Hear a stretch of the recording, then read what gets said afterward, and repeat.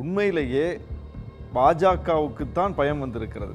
பாஜகவுக்கு வெளிப்படைத்தன்மை இருந்தால், தேர்தல் ஆணையத்திற்கு உண்மையிலேயே நேர்மை திறன் இருந்தால் ஒரு டிரான்ஸ்பரன்சியோட நடந்திருப்பாங்க.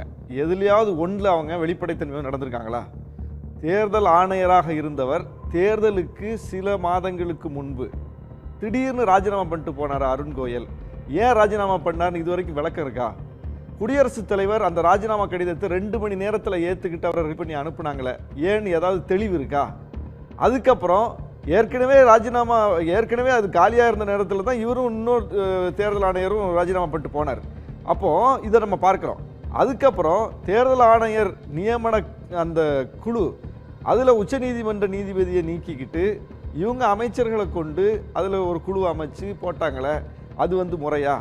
அப்போ ஒவ்வொன்றிலையும் தேர்தல் ஆணையத்தினுடைய நடவடிக்கை ஒவ்வொன்றுமே நீங்கள் பார்த்தீங்கன்னா தெரியும், எதை கேட்டாலும் தரமாட்டாங்க.